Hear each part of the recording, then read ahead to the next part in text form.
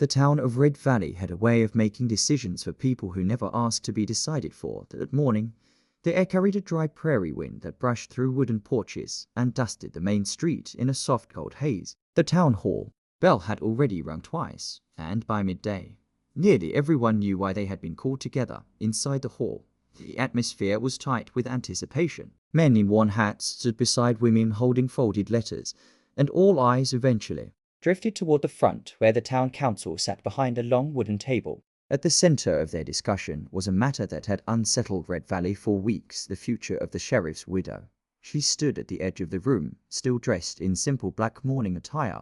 She looked composed, but not untouched by grief. Her name was Eliza Hartwell, though most people still referred to her as the sheriff's widow, as if her identity had been paused the day her husband passed. She kept her hands folded tightly in front of her, her posture straight, her expression unreadable, but her eyes quiet, observant, and sharp. Told another story. A story of someone who had survived too much silence already. Across the room, leaning against the far wall, stood the man no one quite knew how to approach, Cole Maddox. He was the kind of cowboy people noticed only after he was already gone. Tall, weather-worn, and quiet to the point of being mistaken for distant. He didn't speak much, didn't argue, didn't linger in conversations longer than necessary. He worked at the edge of town fixing fences, hauling supplies, repairing anything that broke without asking for thanks, and today he had been summoned like everyone else. But unlike everyone else, he had no idea why. The council chairman cleared his throat. The sheriff's house must remain in responsible hands, he began, his voice measured but firm. And the widow must be protected under proper standing in this town. It is our duty to ensure stability. A murmur passed through the room. Eliza's jaw tightened slightly. She already knew what was coming. Cole, however, simply shifted his weight and waited. Then the words landed. Therefore, after discussion, we've decided on a civil arrangement. A pause. A marriage. The room seemed to freeze. Eliza turned her head slowly, as if she had misheard. Cole finally looked up, his eyes narrowing slightly, not in anger but in disbelief. To ensure her protection, land security, and social standing, the chairman continued, Eliza Hartwell will be joined in marriage to Cole Maddox. Silence followed like a heavy curtain dropping over the room. Eliza stepped forward immediately. "Excuse me," she said, her voice steady but sharp. "I am not property to be reassigned." The chairman didn't flinch. "This is not about ownership, Mrs. Hartwell. It is about stability for you, for the town, and for the sheriff's legacy."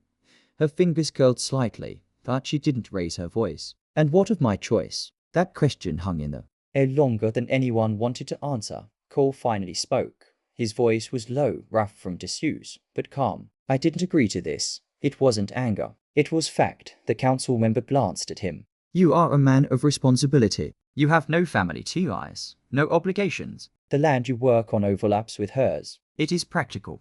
Practical." The word tasted wrong in the room. Cole looked at Eliza, then not as a widow, not as an obligation, but as a person standing at the edge of a decision she never asked to be part of. Something in his expression softened slightly, though he said nothing else. Eliza met his gaze fully for the first time. There was no warmth in it yet, no trust, only understanding that he, too, had been placed inside a life he didn't choose. The chairman continued, as if the matter had already been settled in their silence. "The arrangement begins immediately." A gavel tapped wood. Final. Outside, the prairie wind picked up again, brushing against the town like it knew secrets the people inside were still learning. Eliza turned away first, stepping out of the hall without another word. Cole followed a moment later, slower, pausing at the doorway as if considering whether walking forward meant walking into something he couldn't undo. He looked toward the horizon, wide, endless, uncertain. Then he walked, not because he agreed, not because he understood, but because, for the first time in a long time, silence had handed him a responsibility he couldn't ignore. The house stood at the edge of Red Valley, like a memory no one had fully moved on from. It had once belonged to Sheriff Hartwell, sturdy, well kept, and respected. Now it felt quieter, as if the walls themselves were unsure whether they were still allowed to belong to anyone. Eliza arrived first. She stepped inside without hesitation, though every corner seemed to echo with a past she hadn't invited. coat still hung on the wooden peg near the door. A coffee mug remained in the cupboard as if waiting for a hand that would never return. She exhaled slowly, steadying herself, and set her small bag on the table. This was not home. Not yet. Outside, hoofbeats approached. Cole Maddox dismounted in silence, tied his horse to the post, and stood for a moment before entering. He didn't rush. He rarely did. His gaze moved over the house like he was assessing a place that didn't need approval, only understanding. Then he stepped inside. The air between them changed immediately. Eliza stood near the table, her posture composed, her expression guarded. Cole remained near the door, as if careful not to claim space that didn't belong to him. For a moment, neither spoke. The silence wasn't peaceful, it was aware. Finally, Eliza broke it. "You don't have to stay inside if you don't want to." Cole glanced around. "It's your house." A faint pause followed. "Not according to the town," she replied, that landed between them like a shared truth neither had chosen. Cole removed his hat slowly and held it in his hands. "Then I guess it's ours now." The word ours did not soften anything. It only complicated it. Eliza turned slightly away, walking toward the window. Outside, the prairie stretched endlessly, golden and indifferent. "I didn't ask for this," she said quietly. "Neither did I." Cole answered that honesty changed nothing and everything. She looked back at him then. Really looked. He wasn't the kind of man who filled rooms with presents. Instead, he seemed to absorb them, like he belonged more to the space around things than the things themselves. His eyes were steady, unreadable in the way of someone who had learned not to waste words. Eliza exhaled, turning away again. "We'll keep to separate rooms," Cole nodded. "Fine." No argument, no resistance, just acceptance that unsettled her more than disagreement would have. The day moved slowly after that. Eliza unpacked what little she had brought, placing items carefully on shelves as if organization could restore control. Cole stepped outside and began checking the fence line, repairing loose boards without being asked. He worked with steady patience, never looking back toward the house unless necessary. By late afternoon, the sun dipped lower, spilling warm light across the wooden floorboards inside. Eliza found herself standing in the kitchen, staring at a broken latch on one of the cabinets. She hesitated, then tried to fix it herself. The wood resisted her attempts, stubborn and old. A shadow appeared in the doorway. "You're doing it wrong," Cole said simply. She turned slightly. "I didn't ask for help." "I know." A pause. Then he stepped inside. He didn't take over immediately. Instead, he watched the problem for a moment, then knelt beside the cabinet and adjusted the hinge with careful hands. No show of superiority. No comment about her attempt. Just quiet correction. Within minutes, it worked. Eliza watched him stand, brushing dust from his hands. "Thank you," she said, though it sounded more like she was testing the word than offering it. He nodded once. "You'll probably need more repairs. I can manage." "I don't doubt that."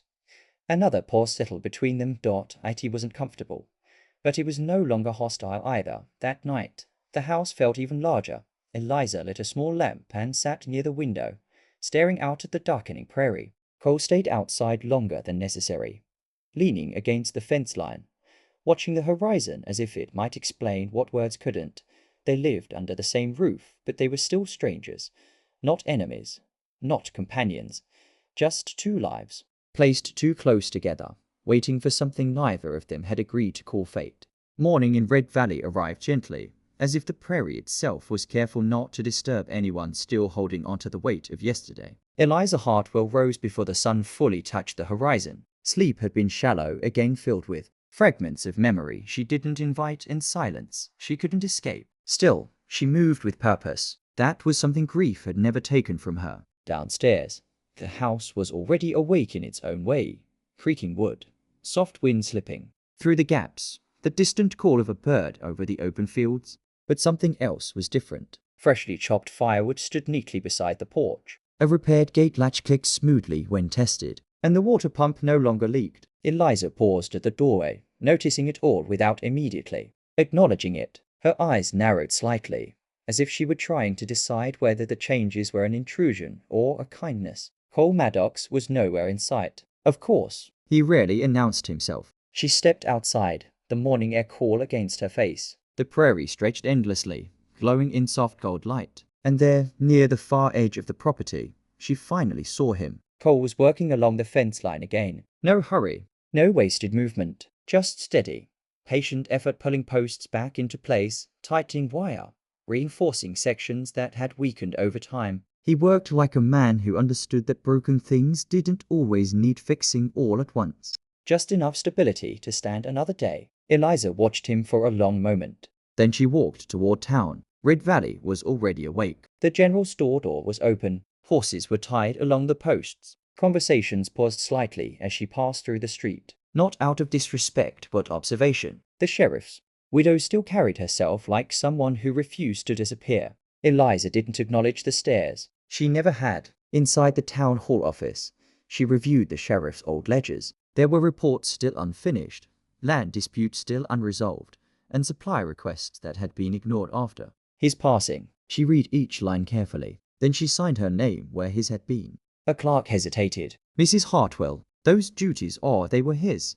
She interrupted softly. Now they are the town's. The clerk said nothing more. By the time she left, the townspeople had already begun whispering again. Not about grief this time, but about her refusal to fade. When Eliza returned home, the sun was already lowering toward afternoon. She expected silence. Instead, she found Cole sitting on the porch steps, rolling a piece of twine between his fingers. He looked up as she approached but didn't stand. You fixed the north fence, she said. Needed doing, he replied. I didn't ask. You too. He nodded slightly. You didn't have to. That answer lingered longer than expected. Eliza stood a few steps away, studying him more closely than she had before. There was no pride in him, no attempt to be noticed, just consistency like the land itself had shaped him into something steady and unspoken. She crossed her arms. You're always working. Cole glanced toward the horizon. Work keeps things from falling apart. A faint pause. And if nothing's broken? She asked. His eyes shifted briefly toward the house. Toward her. Then you prepare. For when it is. That wasn't pessimism. It was habit. Eliza looked away, uncomfortable with how familiar that thought felt. Inside, she moved to the kitchen, setting down the ledger she carried. The silence followed her in, but it felt different, now not empty, just shared. Cole entered a moment later, not rushing, not intruding. He stopped near the doorway. You didn't come back when you said you would, he noted. I didn't realize I needed permission, she replied. I didn't say that. Another pause. Then, surprisingly, he added, the town talks. Eliza gave a faint, tired exhale. The town always talks, Cole nodded. They're watching you, I know. He hesitated, as if weighing whether to continue. Then he said, you don't seem like someone who breaks easily. That made her look up fully. There was no compliment in his voice. No judgment, either. Just observation. Eliza's expression softened, but only slightly. Breaking isn't always loud. Cole met her gaze for a brief moment, then looked away first. I can keep fixing things, he said quietly. But I don't know if you want them fixed. That question stayed between them longer than any silence before it. Eliza didn't answer immediately, because for the first time, she realized something unsettling. He wasn't trying to take control of her life. He was simply trying to understand how to stand beside it. And that was harder to resist than anything she had expected. By the fourth day, Red Valley had already decided what kind of story this marriage would become. Some said it was a mistake dressed up as duty. Others whispered that the widow would never accept anyone after the sheriff. A few even claimed the silent cowboy would eventually walk away like dust in the wind. But none of them saw what was happening behind closed doors. Inside the house at the edge of town, silence was beginning to change shape. It was no longer heavy. It was becoming familiar. Cole Maddox never asked Eliza Hartwell what she needed. He simply noticed. The kind of noticing that didn't announce itself. That morning, before she even stepped outside, she found the porch swept clean. A cracked step had been reinforced with fresh wood. The water barrel beside the house had been refilled, its surface reflecting the pale morning sky. Eliza paused at the door longer than she meant to. These weren't grand gestures. They weren't requests for attention. They were simply care, delivered without language. She stepped outside, glancing toward the fence line. Cole was already there. Of course he was. He always seemed to be somewhere in motion, but never restless. His hands worked steadily along a section of wire fence that had loosened overnight. No frustration, no impatience, just quiet focus, as if the world made more sense when things were being repaired. Eliza watched him for a moment before speaking. You don't have to keep doing this, she said. He didn't look up. It needs doing, It's not your responsibility. A pause. Then Cole finally glanced toward her. It is if I live here. The words were simple, not emotional, not defensive, just fact. Eliza folded her arms. This isn't your home. Cole returned his attention to the fence. Not yet. That single word lingered longer than expected. Later that afternoon, Eliza returned from town earlier than usual. She carried a small stack of papers, old sheriff records.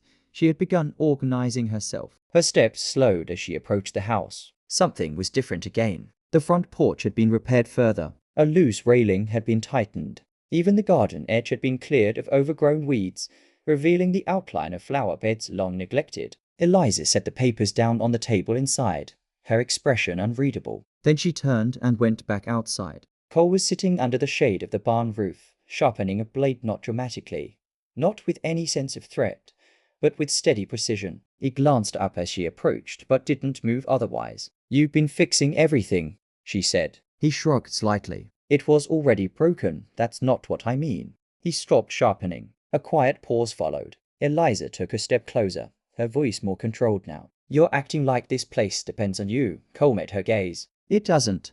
That question wasn't sarcasm. It was honest curiosity. And that made it harder. Eliza hesitated, then shook her head slightly. This house survived before you came.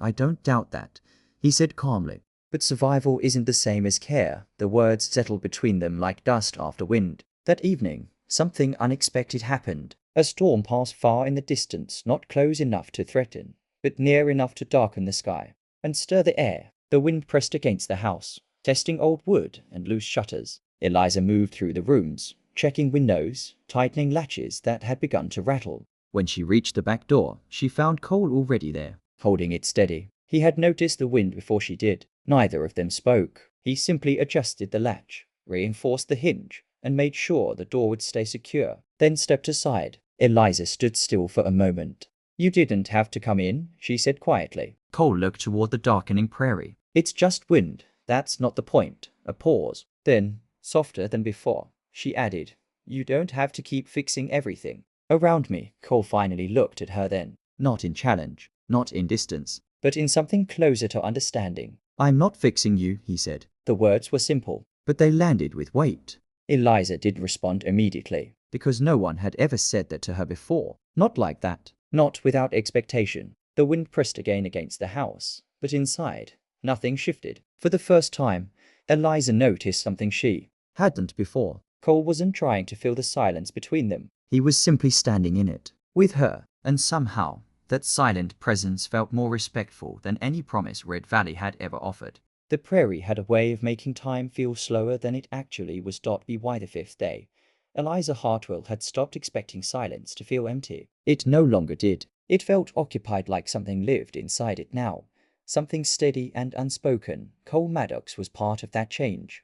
Not loudly, not noticeably at first, but undeniably. That morning, Eliza stepped outside earlier than usual, carrying a basket meant for repairs around town. The air was softer than it had been all week, carrying a faint warmth that hinted at a calmer day. Ahead, she paused when she reached the yard. A small wagon stood near the barn. One of its wheels was slightly tilted, its axle half embedded in the loose dirt. A bundle of supplies sat unevenly in the back sacks of grain, a water barrel, and a broken crate tied with rope.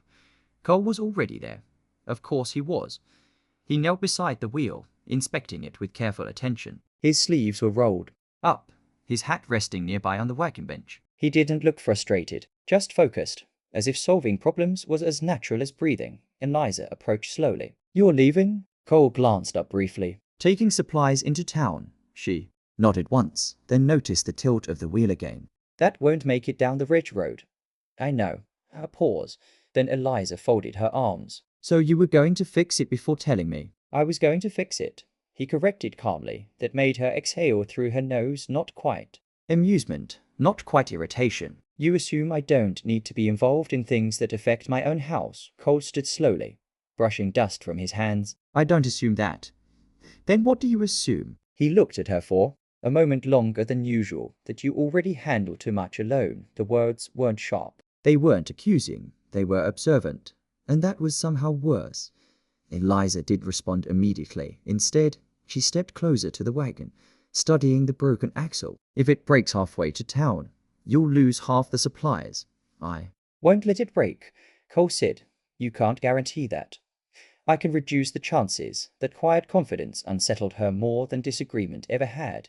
Without another word, Cole lifted the wheel slightly, adjusting the axle while Eliza instinctively stepped forward to help stabilize the load. It wasn't planned. No discussion. Just movement responding to necessity. Their hands briefly met on the wooden frame. Not intentional, but not ignored either. For a second, neither pulled away, then Cole shifted his grip, and the moment passed. But something about it didn't fully leave. The wagon finally rolled smoothly when they tested it. Cole stepped back, nodding once in approval. That'll hold. Eliza crossed her arms again. You didn't have to do it alone. I wasn't alone, he replied simply. That made her pause. She glanced at him. You didn't ask for help. Cole shrugged slightly. Neither did you. That answer lingered, because it was true. Too true. They left for town together. The ride was quiet at first, the wagon wheels rolling steadily over the dirt path that stretched through open fields. The prairie wind brushed past them, carrying the scent of dry grass and distant earth.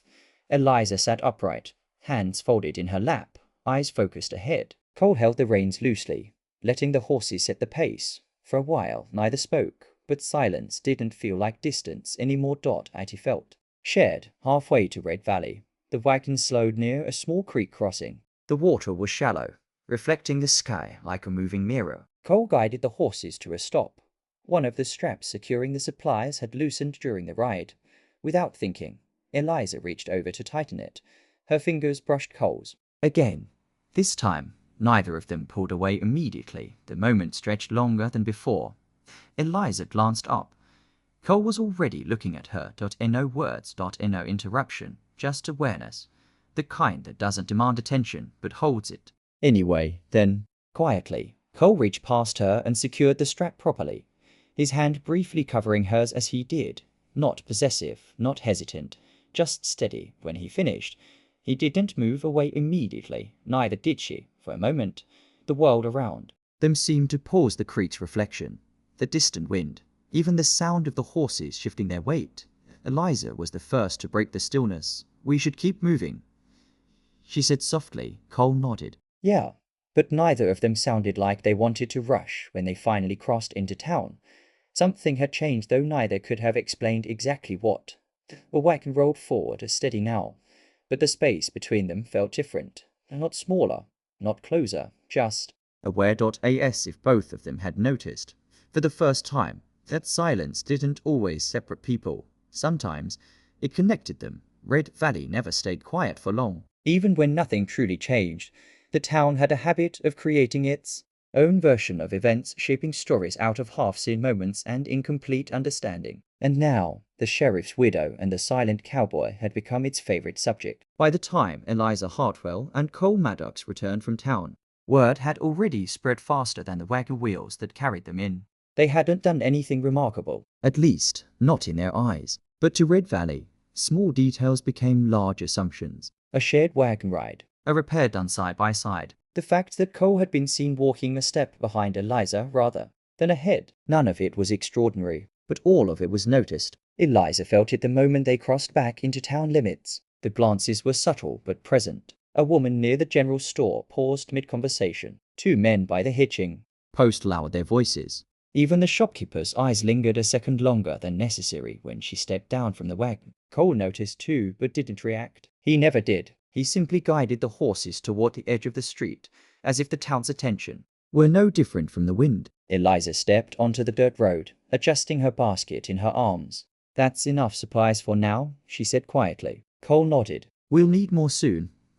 She repeated, glancing at him briefly. A faint pause. Then he corrected himself, calm as ever. You'll need more soon. That small adjustment should have eased the tension. Instead, it only made her more aware of how naturally he had included himself the first time. As they walked through town, whispers followed like shadows. Not loud enough to confront, just soft enough to sting. That's them. They're living together now, aren't they? He doesn't even talk. She's still wearing black, but she's not alone anymore. Eliza kept her gaze forward. She had learned long ago that reacting to whispers only fed them. Cole beside her, remained unchanged, but something about his presence felt slightly closer than before, not physically, but in how deliberately he stayed within her pace. not leading, not following, matching. At the supply store, Eliza stopped to review a list of items she needed. Cole stood a short distance away, leaning lightly against a post outside, watching the street without really engaging with it. The shopkeeper, a middle-aged woman with sharp eyes, leaned slightly across the counter. "So," she said carefully. "You two settling in all right?" Eliza didn't look up from the list. "We're managing." A pause. "That's not what I asked," the woman replied with a faint smile. Eliza finally met her gaze. "Then I don't have a better answer." From outside, Cole's eyes briefly shifted toward the doorway, but he didn't step in. He never interrupted her conversations, even when they involved him. When Eliza finished collecting supplies,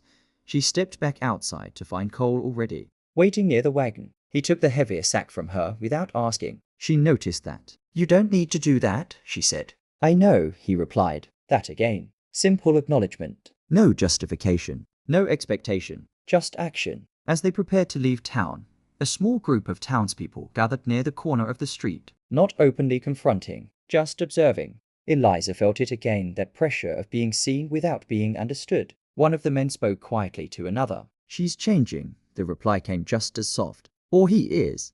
Eliza tightened her grip on the wagon rail slightly. Cole climbed up beside her without comment, taking the reins. The wagon started forward, slowly. The silence between them on the way back felt heavier than before. Not uncomfortable, but aware. Eliza finally spoke after several minutes. "They're talking about us." Cole didn't look at her. "They always talk. This is different," she said.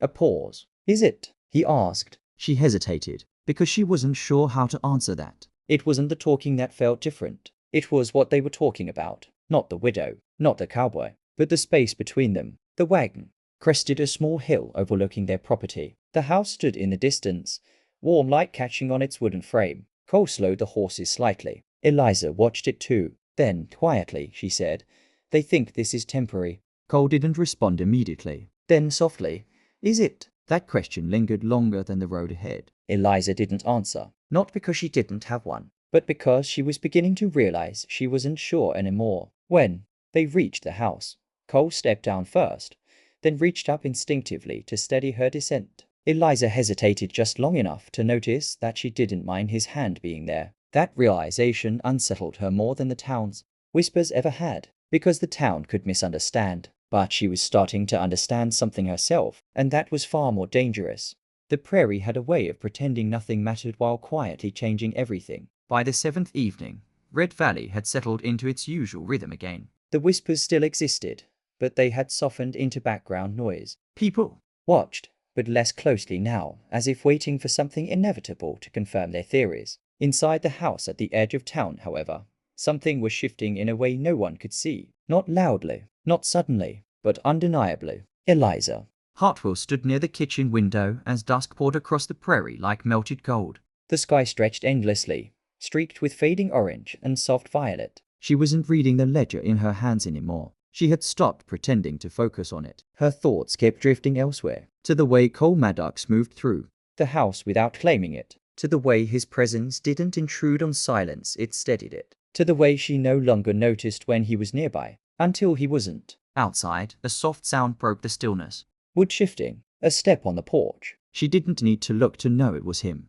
Cole always arrived like that, without announcement, without disruption. He entered a moment later, pausing in the doorway as if checking whether the house was still comfortable with his presence. Eliza didn't turn immediately. "You're late," she said softly. "I was checking the north fence," he replied. A pause. "It didn't need checking," she added. "It did yesterday," he said calmly. Things change. That answer lingered in the air. So did the quiet that followed it. Cole moved to the table, setting down a small lantern he had repaired earlier that day. The glass was cleaner now, the flame steadier. Eliza finally turned toward him. "You fix things that aren't broken," she said. Cole looked at her briefly. "No," a pause. "I fix things before they break." That answer felt different than the others. Not defensive, not practical, almost personal. The wind outside shifted slightly, brushing against the walls of the house. The sound was soft, but it carried through the silence between them. Eliza set the ledger down. For once, she wasn't trying to fill the quiet. She was just standing in it. Cole leaned lightly against the table, watching her in a way he rarely did openly. Not studying, not judging, just present. You don't talk much, she said suddenly. Cole gave a faint, almost imperceptible shrug. Don't have much to say. That's not true, she replied quietly. A pause. He looked at her more directly now. What makes you say that? Eliza hesitated. Because she wasn't entirely sure, but she knew what she felt. It feels like you choose silence, she said. Cole didn't deny it. He never did. When something was accurate. Instead, he said, silence is easier than saying the wrong thing. The truth settled between them. Heavy. Honest. Unfinished. The lantern flickered slightly as the wind pressed harder against the house. Eliza walked a few steps closer to the table. You think everything can be fixed, she said. I don't think that, Cole replied. Then what do you think? He hesitated. For once. Actually hesitated. Then he said quietly, I think.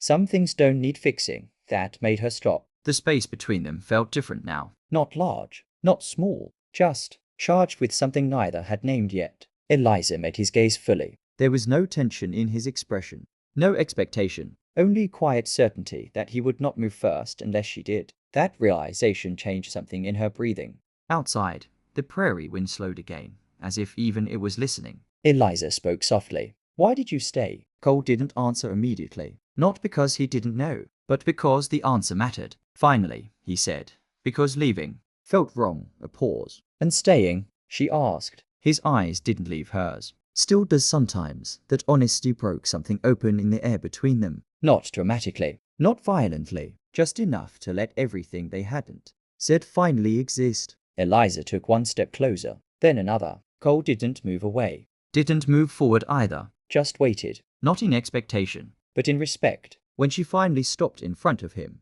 the silence between them wasn't empty anymore. It was full of every shared glance, every repaired fence, every unspoken understanding, every moment neither of them had admitted meant anything. Eliza's voice was barely above a whisper. They think this is just an arrangement.